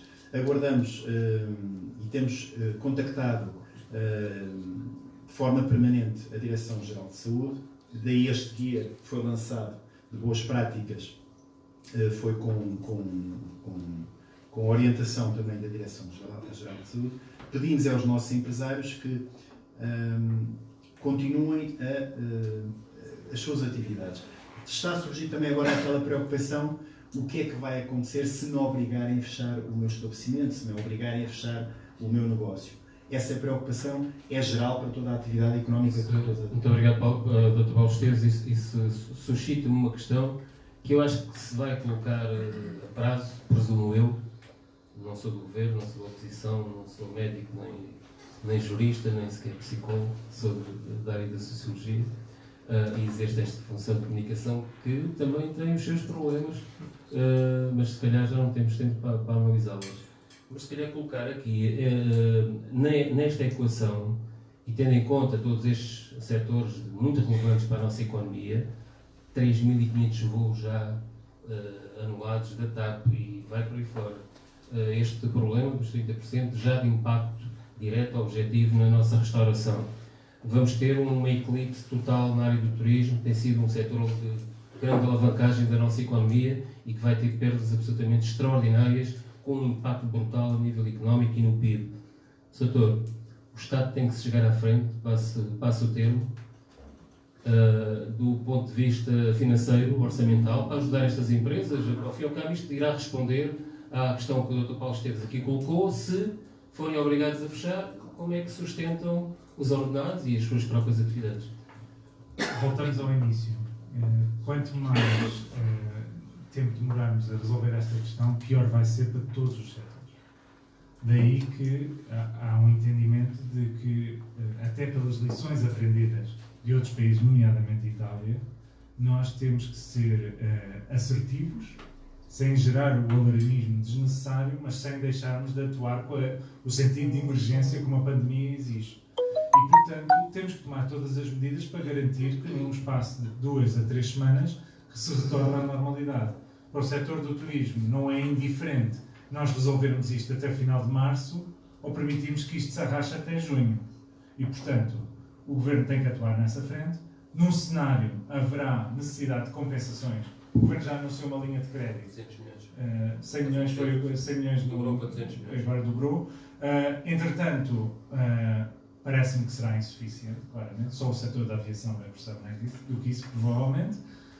Mas uma coisa é nós encontrarmos linhas de crédito para resolver o problema das PMEs e mesmo das grandes empresas de produção que não podem, de facto, avançar para modelos de teletrabalho, sendo que quem poderia avançar para teletrabalho já o deveria fazer. Mas, se nós não fizermos aquilo que tem que ser feito, o que vai acontecer é que a compensação às empresas vai exigir linhas de crédito na casa dos milhares de milhões de euros. E aquilo que vai ser, do ponto de vista de desgaste social e de saúde, na casa das centenas de milhões de euros. E, portanto, não me parece que seja muito difícil fazer a equação. Temos que atuar já, temos que atuar rápido e com assertividade. E creio que, quando eu apelava que todos estejamos unidos, de facto, para garantir que essa resposta funcione, e como o controle desta pandemia depende de cada um de nós, as atitudes de cada um de nós é crítico para nós conseguirmos, se de facto medidas mais extremadas forem tomadas, as pessoas respeitarem aquilo que for pedido pela autoridade de saúde. Creio que se nós tomássemos... A Itália, por exemplo, avançou com uma quarentena generalizada do país, mas já com 7 mil casos confirmados e, entretanto, já está na dezena de milhares. E, portanto, está de facto objetivamente nas nossas mãos, estamos um passo à frente do coronavírus, mas isso exige que nós tenhamos esta capacidade de trabalharmos assertivamente e que todos, particularmente neste momento, aqueles que estão no terreno da resposta à saúde, tenham uma resposta e o Governo, do ponto de vista económico, possa depois compensar aqueles e encontrar os meios para compensar aqueles que vão ser inevitavelmente prejudicados por este primeiro trimestre, mas reforço, uma coisa é ser prejudicado num trimestre, outra coisa é ser prejudicado um ano todo. E é nesse sentido que temos que atuar. Obrigado. Ricardo, não largas o microfone que eu vou-te colocar uma questão a ti e à Melanie, à doutora Melanie também. Mas antes de colocar a questão, queria só, fazemos aqui um ponto de ordem, dizer que, portanto, nós podemos ficar aqui mais algum tempo, não há problema nenhum, haja vontade e disponibilidade dos presentes, de qualquer forma, temos de gerir o tempo, porque o tempo corre muito depressa. E temos, eu não sei, tenho aqui pelo menos 3 pessoas que são de organizadores também, co-organizadores, não tomaram a palavra, portanto, se quiserem seguir estas 2 intervenções, refiro-me a 3 colegas, a doutora Andreia, a doutora Raquel e o doutor Pedro Cavaco. Se quiserem tomar a palavra, eu peço que sejam objetivos e sucintos.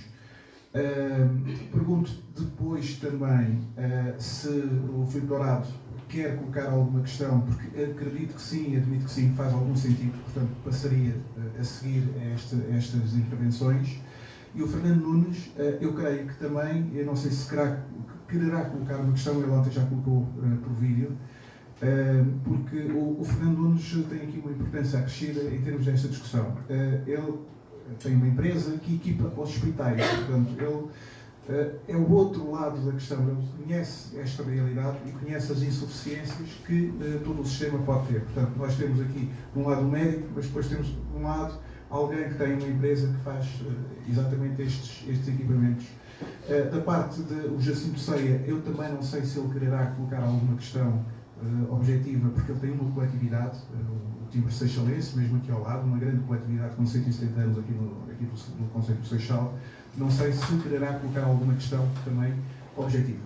Aqui, a questão que eu queria colocar para os dois é o seguinte: eu confesso que sou um pouco claustrofóbico, para não dizer muito, e em muitas situações. E quando começo a ouvir este tipo de situações, sobretudo a forma como as nossas autoridades estão a gerir toda esta situação, quando nós vemos alguém que não está infectado, mas por mera precaução vai a um hospital perguntar, e agora sabemos que é através da linha 24, SN 24, mas quando um cidadão vai a um hospital e depois fica fechado numa casa de banho durante 6, 7, 8 horas, eu posso-vos confessar que, para além da própria doença, eu ficaria com uma outra doença, que era ficar fechado durante 8 horas numa casa de banho, ou seja, lá no outro lado qualquer, e ainda por cima, e ainda bem, não estaria infectado, mas já estava, o meu castigo, eu já estava a ser penalizado, não era por um juiz,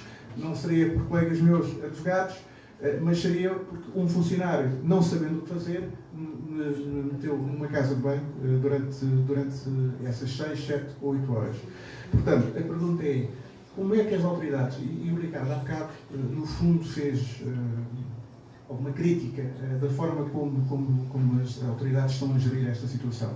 Primeira pergunta, a primeira resposta, gostava que eu obter através de ti, o que é que está a ser feito para contornar esta situação? E depois, a segunda pergunta tem a ver com as tendas que estão à porta dos hospitais, que a mim não me faz sentido nenhum, mas eu não sou especialista.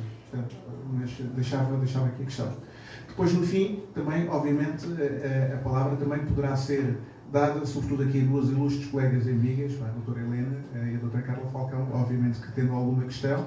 Se não tiverem, também não há problema, porque estão aqui e estão muito bem, estamos muito bem representados aqui pelo representante do Conselho, pelo Presidente do Conselho Regional. Muito obrigado. Bom, obrigado, Paulo. E agora percebi porque é que ficaste ao pé da porta, para fugir. Dizer que se deixei críticas pretendem ser construtivas nesta fase, objetivamente creio que o fundamental é identificarmos onde é que eventualmente possam estar a ocorrer falhas para que podemos corrigir, e é nesse espírito e não outro. Em relação àquilo que foi a tua preocupação, é importante, até para quem está em casa, perceber aquilo que tu disseste, é muito importante. Quem tem sintomas ou suspeita que possa ter tido um contacto de risco, ligar ao 808 24 24 24. Aí os meios de comunicação social têm um papel também muito importante na gestão da informação e da ansiedade e na forma como divulgamos, e garantirem que são fonte de informação fidedigna. E creio que num tempo de redes sociais, o que é muito diferente da gripe A, do coronavírus, entre outras coisas, é existir Facebook, Twitter, Instagram e outros meios mais disseminadores por vezes, de ansiedade, e por isso nós temos que, de facto, por via dos meios, digamos, de comunicação formal, tentar controlar. Há uma questão que creio que passaram mensagens contraditórias que vale a pena falar, que é a questão do teste. O teste pode ser negativo, apesar da pessoa estar infectada, particularmente se não tiver sintomas. E, portanto, daí que ficou muito famoso o Presidente da República ter feito o teste, mas ficou em quarentena na mesma. A razão é precisamente porque teve um contacto de risco, o teste foi negativo, mas nada exclui que o teste não possa positivar caso ficasse assintomático. Há um período de 14 dias, enfim, estamos a conhecer o vírus, nós passamos a conhecer este vírus pela primeira vez em dezembro de 2019. Estamos a estudar à medida que andamos. Mas os 14 dias parecem ser relativamente sólidos do ponto de vista da experiência internacional. E, portanto, isto para dizer, as pessoas devem ficar em casa, e o Governo anunciou hoje algo que temos andado a falar, que casos suspeitos, quando uma pessoa liga para a linha Saúde 24 e é detectado como caso suspeito, a pessoa nem se deslocar ao hospital, passar a haver, como existe em Londres já, brigadas móveis que fazem teste ao domicílio. O que me parece ser uma boa medida, uma medida urgente, particularmente se tivermos um crescimento exponencial de casos. Naturalmente que a questão da ansiedade existe, e deixo depois para a colega psicóloga para responder, mas por isso é que o reforço da linha Saúde 24 e todos os outros meios, com pessoal capacitado para lidar com os desafios da saúde mental, vai ser crítico, e a contratação de psicólogos para esse fim vai ser importante. É inevitável, em situações de crise, sermos bombardeados de manhã à noite com o risco de transformação da nossa sociedade, do fim da humanidade e por aí fora. É preciso pormos as coisas em perspectiva, e a única forma de vacinarmos perante isto é com informação e conhecimento real daquilo que é a realidade. A situação é séria, mas existem ações que nós podemos fazer para adiar o número de novas infecções. A questão das tendas é uma questão relevante. A forma como foi anunciado creio que foi pouco clara também, mas é importante, particularmente durante, mais uma vez, recorrendo àquilo que foi a nossa experiência, são experiências aprendidas da gripe A em 2009, foram montadas tendas para triagem de doentes, para evitar que entrem, porque os doentes com infartos os doentes com AVC, os doentes oncológicos, os diabéticos, os doentes com outras pneumonias por outros agentes, doentes com gripe sazonal, que ainda por cima estamos a ver um período com uma elevada incidência de gripe sazonal, nós continuamos a ter estes doentes todos e, portanto, como medida de precaução, montam-se estas tendas, eventualmente, se isto evoluir de facto, poderá exigir intervenção militar para a construção de equipamentos semelhantes em várias unidades de saúde do país, para que haja uma triagem prévia, uma avaliação prévia, não para internamento, mas precisamente para garantir uma separação das demais situações que não podem ser prejudicadas. E aquilo que é o reforço orçamental que eventualmente venha a ser necessário também é para isso. Não é apenas para garantirmos a resposta ao Covid-19, mas é garantir que o sistema não entre em colapso e deixe de responder a todos os outros casos no sistema de saúde que já estava sob stress, como sabemos. Na questão das fobias, qualquer sinal de alerta dispara a ansiedade. Ou seja, uma pessoa que já tem uma perturbação nesta área, assim que fazia-se qualquer coisa para não passar pela situação, mas existe, por exemplo, este caso do isolamento que é impossível de contornar, pelo menos a situação física. Em relação a isso especificamente, e também a pessoas, por exemplo, que tenham de fazer um isolamento e que vivam sozinhas, é importante que existam outros recursos. Por exemplo, a questão de manter 3 ou 4 contactos online e que se possa fazer este acompanhamento e que se crie essa rotina. Isto quando a pessoa vive sozinha, e acho que isto está pouco pensado e que devia de ter mais atenção. Portanto, é importante que haja isto. Se tivermos então o tal reforço no Serviço Nacional de Saúde, na linha de saúde 24, para que se possa fazer este acompanhamento por telefone, por videochamada, acaba por se conseguir minimizar os efeitos dos sintomas. Portanto, podemos pensar por aí. Muito obrigado. Vamos então, tal como o Dr. Paulo Edson aqui sistematizou, fazer uma ronda pelos convidados, que eu não os consegui identificar, mas peço que os identifiquem. Pequenas intervenções ou perguntas, aproveitando este painel de qualidade que aqui temos nas diversas áreas, aproveitando a presença deles nesta noite e ver se conseguimos, se calhar até às 21 horas, concluirmos esta nossa missão. Muito bem. Faça favor. Jorge Pote, humilde advogado, agradecer o convite do Paulo Edson, dizer que o tema de facto não podia ser mais atual. Fazer um pequeno comentário, já os romanos diziam que salus publica suprema lex, ou seja, os romanos consideravam que quando estávamos em face de questões de saúde pública ou da vida, todas as outras leis tinham que ceder perante estes valores.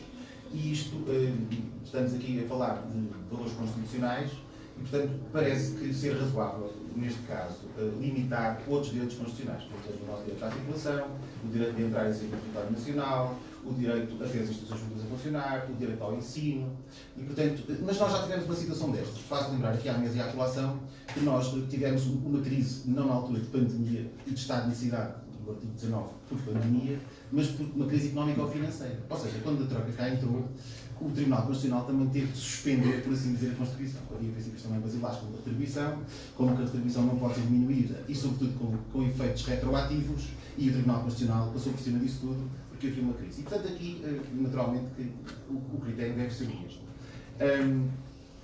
As perguntas, passando agora tentando passar à parte das perguntas e dizendo que isto deve ser, nós devemos encarar isto com preocupação, mas não com alarmismo, porque depois afasta-nos a análise racional, são mais neste sentido. Sendo que está no tal estado de necessidade, até quando é que o país aguenta? Isto pode ser durante quanto tempo? Porquê é que vamos dar os contratos de trabalho? Vamos suspender os contratos de trabalho, mas as pessoas não trabalham, mas não recebem? Ou não trabalham e recebem? Mas isto durante quanto tempo? Portanto, isto não é execuível durante muito tempo. Falou em vários setores há pouco, falámos também há pouco no setor dos transportes, por exemplo, de turismo, não é? As pessoas vão ficar sem fazer nada. E quem é que lhes vai pagar, não é? Portanto, há aqui problemas muito concretos. Algumas preocupações também, para dizer, porque o advogado é uma espécie de caixeiro viajante e, portanto, vou andando pelo país. Hoje estive em Beja e foi dito já há um caso confirmado em Beja, um caso confirmado em Castro Verde, e que o hospital de referência é em Lisboa, no Rui Cabral. Pasme-se. No Rui Cabral, para o sul, não há um hospital de referência. Isto penso que é um bocadinho preocupante. Apesar de tudo, sou um otimista por natureza e penso que também há alguns sinais positivos. Um dos sinais positivos foi que até já se brincava nas redes sociais que Portugal não tinha o caso. Fomos um dos últimos países a ter caso. Isso foi um sinal positivo. Outro sinal positivo é que ainda não temos óbitos. E, portanto, naturalmente que, tomando as medidas adequadas, eventualmente conseguiremos restringir ao máximo estes efeitos. Agora, as perguntas concretas. Uma para o meu querido colega e amigo João Massano, se o Conselho Regional de Lisboa vai tomar medidas idênticas àquelas que estão a ser pensadas no Porto, em conjugação com o Presidente da Comarca, no sentido que os advogados fazendo requerimentos conjuntos aos processos, os prazos vão ser suspensivos. E, portanto, isso será uma questão importante para a prática cotidiana dos advogados. Aqui, para este painel da saúde, se esse tal necessidade for decretado, é decretado. Porque há uma coisa, por exemplo, que a mim como cidadão me preocupa, não faz muito sentido, que é fala-se em fechar as escolas, mas só na sexta-feira, então, mas não já hoje, não é? Mas, então vamos esperar, não faz sentido. E depois, durante quanto tempo é que vamos manter esta situação? E, portanto, serviço. Muito obrigado. Já são muitas perguntas. Isso abriu aqui as hostilidades para algumas até muito relevantes. Desde logo esta questão tivemos alterações, atropelos à nossa Constituição, na altura dos 4 anos da profunda crise económica e financeira que vivemos, e até onde é que o país aguenta. Eu estou a dar notas para os senhores poderem depois fazer comentários sobre elas. E depois estas duas questões mais objetivas têm a ver com a vossa classe, tanto a João Massano, João que apontou, e também não é despiciando o Dr. Paulo, estou à procura de nome, peço desculpa, o Dr. Ricardo, esta questão de, com casos muito a sul, os hospitais de referência continuarem a ser na capital, também gostava de fazer um comentário sobre isso, também se prestou. Bem, há uma questão que é fácil de responder, que é a questão do Porto. A questão já está resolvida, porque acabámos de receber uma informação, um ofício do Conselho Superior de Magistratura, que diz que nos tribunais judiciais de primeira instância só deverão ser realizados atos processuais e diligências nos quais estejam em causa direitos fundamentais. Portanto, já está resolvida essa questão. Eu queria que pudéssemos ser um bocadinho mais ou seja, um pouco as questões, porque a questão do justo impedimento já está resolvida, portanto, agora só vamos funcionar em regime de serviço por hora, portanto, essa questão está resolvida. A outra questão, relativamente à Troika, eu não discuto o que se passou na altura da Troika, é uma evidência. Agora acho é que a clarificação não se perde nada e quando se fala tanto em convergência e os partidos políticos anunciam convergências e outras coisas, faria sentido clarificar as coisas. Foi isso que eu quis dizer e, aliás, não estou isolado nisso e a propósito disso, já agora, se vou fazer só uma publicidadezinha, que é o seguinte... eu acho que pode, não é? Posso, Paulo. É rápido. Apesar de tudo, e porque acho que é uma matéria muito interessante o que estamos aqui a falar, e porque estou verdadeiramente preocupado com a questão da constitucionalidade, da questão da saúde pública, em conjunto com a Ordem dos Médicos da Região Sul, vamos fazer uma conferência fechada, claro, que será transmitida em streaming, provavelmente terça ou quarta-feira. Muito obrigado pela informação. Muito obrigado. Se tiver algum comentário sobre isto, acho que há pouco também abordámos esta questão de ser possível, independentemente. Então passávamos aqui para o Dr. Eu Ricardo. concordo com tudo o que aqui foi dito. Muito obrigado. Só responder à questão muito crítica do Hospital de Referência do Correio Cabral para a região sul. É importante ter a noção que um hospital de referência deve ter competências de infecciologia e deve ter camas com pressão negativa e deve ter uma capacidade de resposta atempada em momento de emergência. Ora, infelizmente, Faro, Beja e Évora não oferecem condições similares ao de Correio Cabral. E creio que terá sido essa avaliação técnica feita pelos profissionais, realçando para algo que todos temos realçado, que é o facto, particularmente o Hospital de Faro, ser um problema grave, que já desde 2006, salvo erro, que está como segunda prioridade, a seguir ao Hospital de Todos os Santos, em todas as listas de prioridade do Ministério da Saúde. Curiosamente, nenhum dos dois hospitais foi construído. Se fosse o de Faro, estávamos nós bem, porque temos gravíssimos problemas aqui na margem sul, com o São Bernardo em Setúbal, com o Garcia Dorta e com o Hospital de Seixal, e esta demora de Seixal. Esse ainda não existe. Então vamos, uma ronda agora total pelos convidados do Paulo Edson Cunha e depois fazemos aqui um apontamento final para fechar. Boa noite a todos.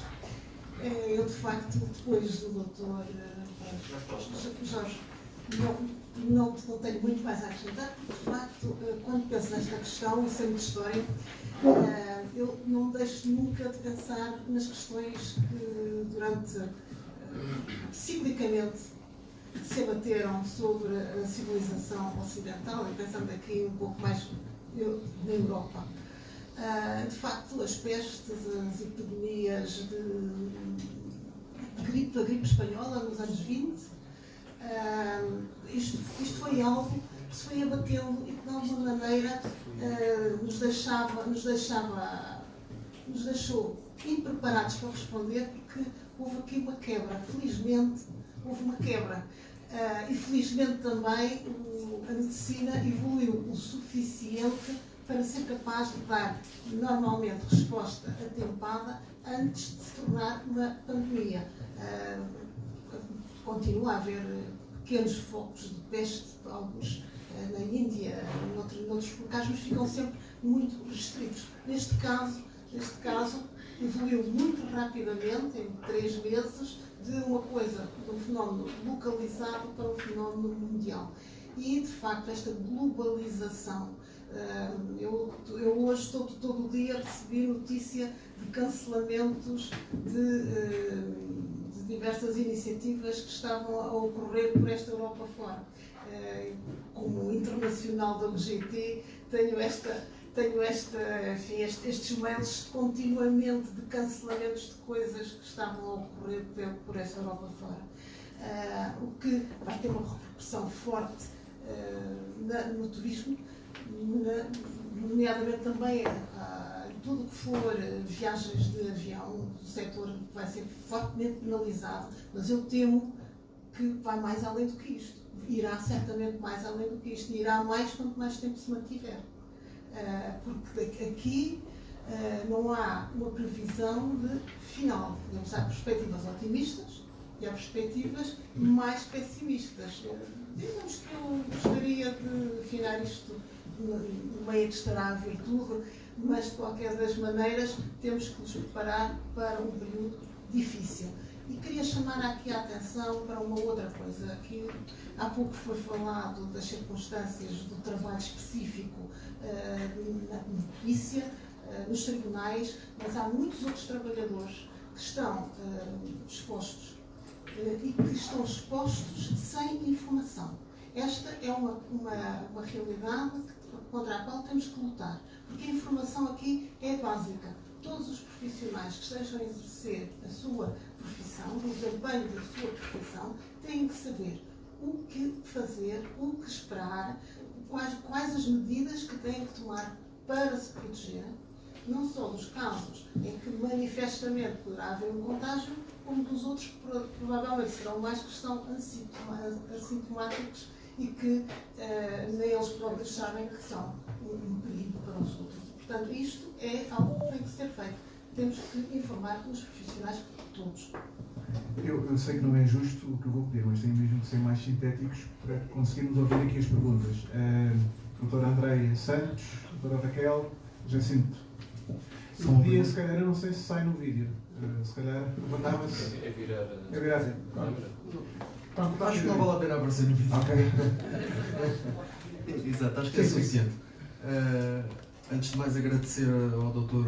Paulo Edson Cunha o convite para a Timbre Seixalense estar representada nesta tertúlia enquanto associação e representante, digamos assim, hoje aqui do movimento associativo do nosso Conselho.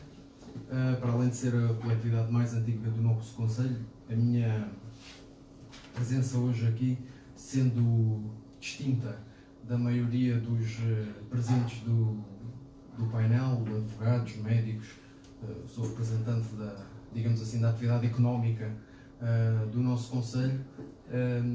A minha área é, como já devem ter percebido, a área da cultura. E a minha questão são basicamente duas que se juntam numa só e que vai muito de encontro àquilo que o Dr. Jorge, penso eu, pôs ainda aqui há bem pouco tempo, que é até quando é que o país vai aguentar isto. E a minha questão como disse, são duas e são muito simples. Muito concretamente em relação à questão da área da cultura, que é a minha, para além de ser dirigente associativo, sou músico de profissão, numa área em que nós sabemos em que o Governo investe menos de 1%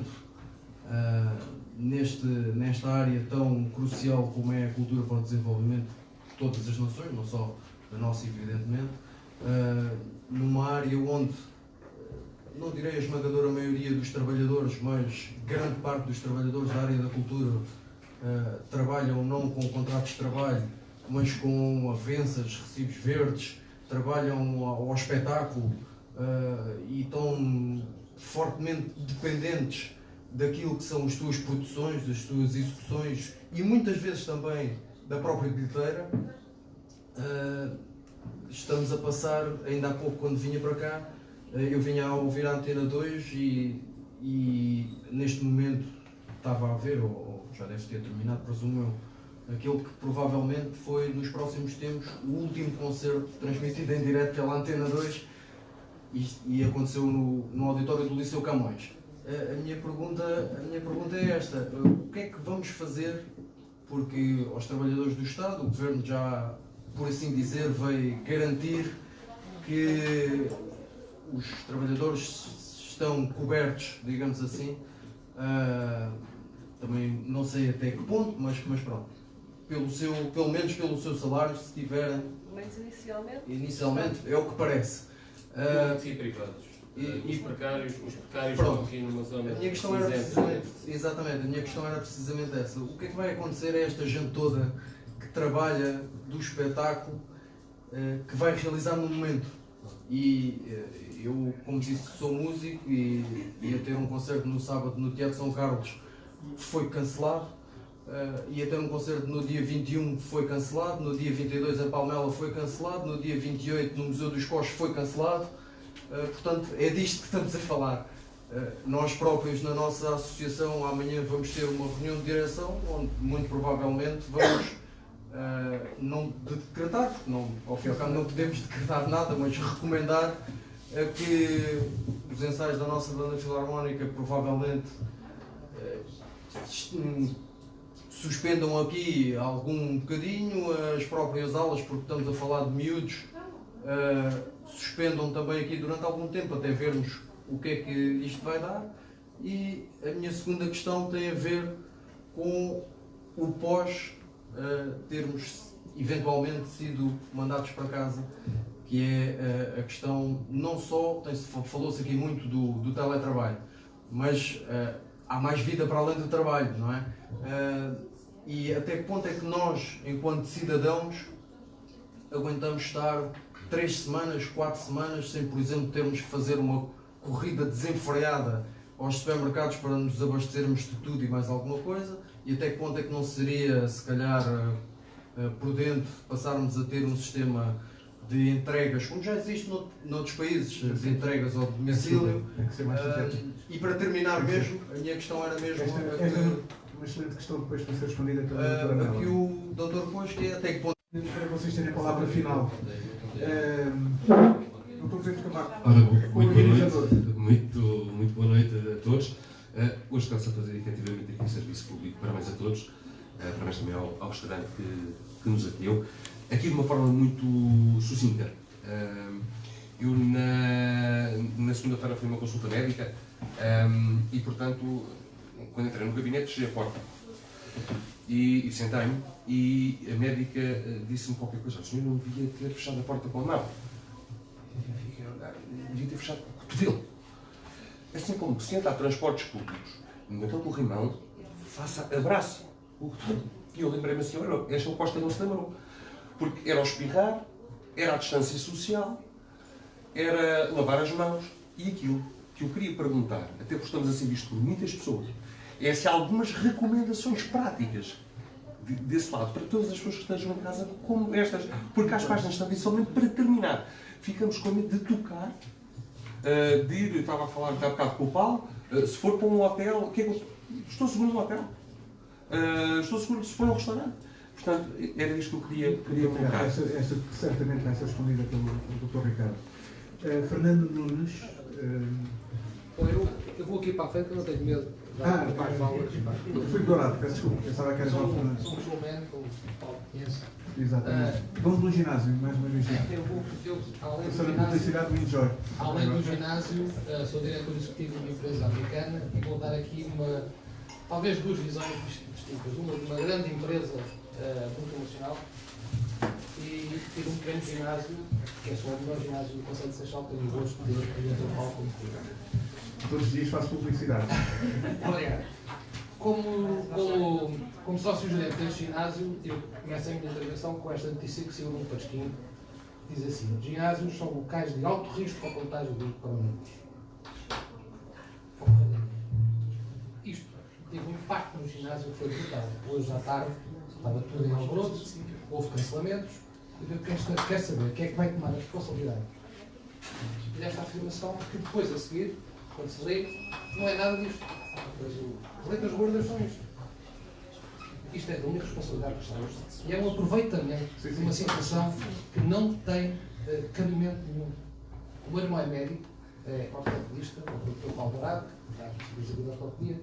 Ele está com má vontade, que eu já pergunto ao Paulo, mas não estás a sentir-te, isto é uma gripe, calma, tem o seu contágio, tem a sua gravidade, mas também não é preciso entrar em histerismo. Enfim, tem as suas particularidades. Do ponto de vista do ginásio, nós já tomámos medidas há 2 semanas.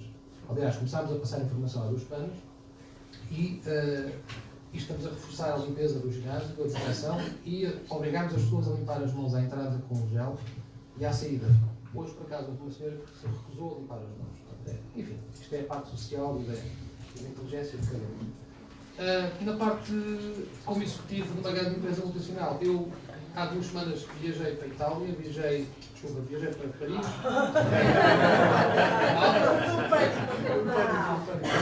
Um bom exemplo. Estive em Paris numa semana. Estive em Paris, estive em Amsterdão e estive em Madrid, onde sou também responsável pela delegação de Madrid. Eu não vejo muita diferença do que se passa aqui do que se passou lá fora, sinceramente. Falo com os meus colegas suíços, também não contam nada do outro mundo.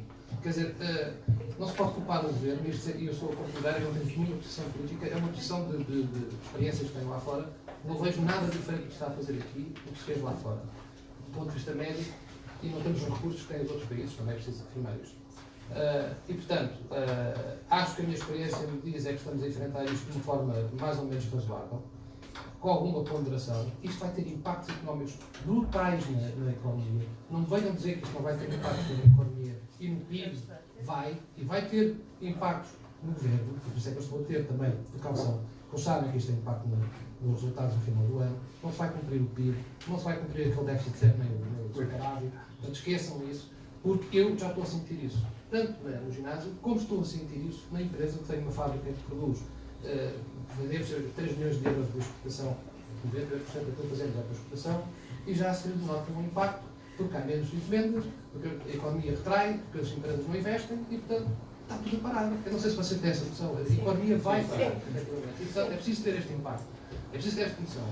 E a pergunta que eu faço, e se calhar você não sabe responder, é: que medidas é que vai haver para ajudar as pequenas, médias, micros, mais as microempresas, que essas sim vão ter um grande impacto, porque esta grande empresa americana, nós já temos isto estudado há quase 1 mês, quando apareceu o que eu dei de exemplo na China, como temos fábricas na China, começou-se logo imediatamente a tomar medidas.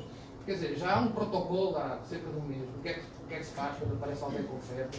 Portanto, já isso está devidamente calculado. Mas as pequenas e microempresas em Portugal não estão preparadas para isto. O que é que se vai fazer para ajudar estas empresas? Vai ser um colapso geral da economia. Muito obrigado, tenho mesmo de cortar a palavra, é indelicado, mas Fernando Nunes, portanto, eu acho que é a última intervenção. Carla, vais querer falar? Helena, sim, Agora, boa noite a todos. Sim. Boa noite a todos. Eu acho que aqui fala-se muito em economia e saúde e nunca vamos a lado nenhum. Porque o problema que se passa aqui é assim: as pessoas perguntam a uma pessoa, você quer saúde ou dinheiro? Qual é a nossa resposta? Queremos saúde. E parece que o nosso problema é sempre o problema de economia. E a economia com saúde nunca funciona. Ou queremos uma coisa ou queremos outra. Eu acho que é preferível para o país parar 1 mês, 2 meses, apertarmos o cinto e resolvermos este problema da questão logo de início. Porque o problema que temos aqui é sempre a economia no atual e não vemos pelo futuro. É sempre no atual, no presente. E não tivemos lado nenhum. Antes disto acontecer, é coincidência, para aí há 2 meses, eu estava numa reunião num hospital e houve uma enfermeira que levantou este problema. Um dono, que eu não vou dizer qual hospital é que foi, não é? Um proprietário do hospital, ele disse: doutor, temos que ter aqui uma sala que obriga agora a lei um quarto com pressão negativa. A resposta foi que isso custava muito dinheiro. Agora, se nós nos hospitais todos, no país todo, tivermos 300 camas com pressão negativa, eu até dou 500. Que não temos. Eu acho que era preferível as pessoas não irem para o hospital. Por exemplo, temos aqui a base do Montijo, temos outras bases. Fazer um caminhamento para essas pessoas, caminharem as pessoas que tenham sintomas e deslocarem-se, prepararem-se. Hoje em dia, os militares, pronto, como sabemos, não estamos em guerra, não estamos em nada, podiam parar as bases. Eu digo bases militares porque eu conheço as bases, não conheço a outra parte do exército. Temos lá enfermarias, têm quartos, essas pessoas, que as pessoas tivessem dúvidas iam para lá, não vão para o hospital. As pessoas que vão para o hospital, muitas vezes estão lá outras pessoas que estão debilitadas, que são mais frágeis, que apanham muito mais depressa a doença. Porque eu não percebo porque não fazem os canais, deslocarem as pessoas para a linha azul a está com dúvidas, desloca-se à base do Montijo. Ambulâncias, base do Montijo, diz base do Montijo, diz outras bases, não é? Acho que já percebemos a ideia. Muito obrigado. Temos agora, aqui mais hospitais por isso. Temos aqui uma pequena intervenção só para, muito rapidamente, realmente estamos a exceder todo aquilo que estava consignado para... Eu queria dizer, de facto, que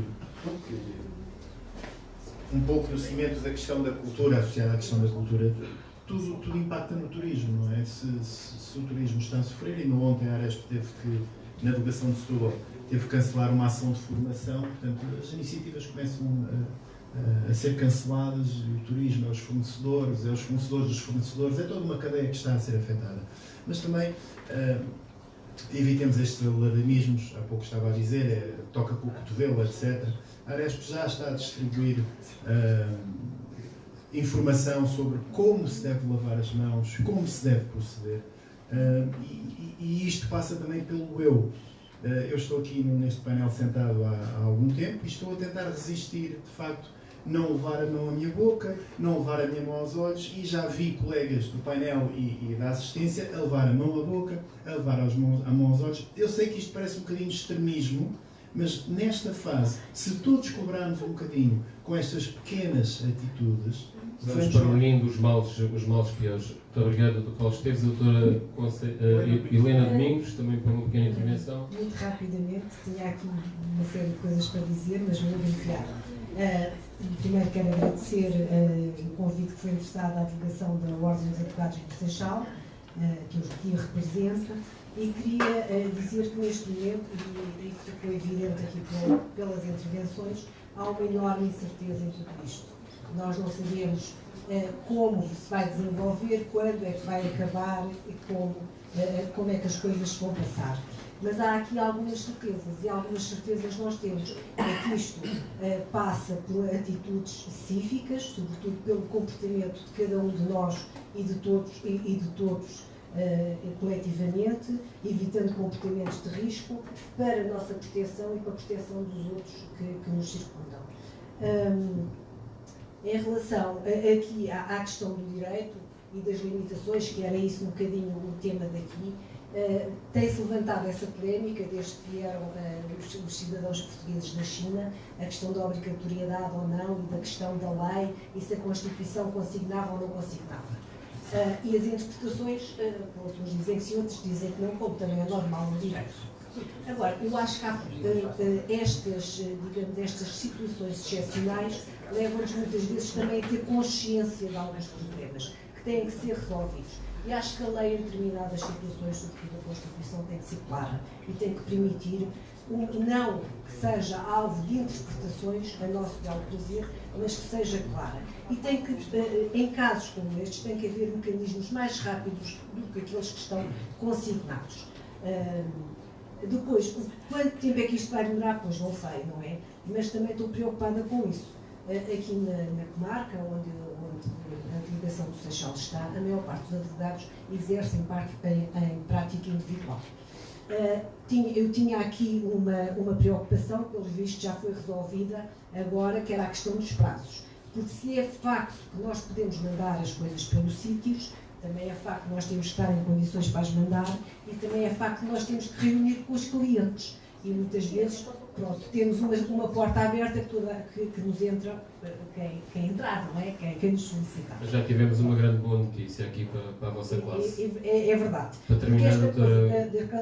dos casos de ser analisado pelos juízes, não pondo em causa, claro, os meus juízes, mas nem todos têm o mesmo bom senso nem a mesma interpretação.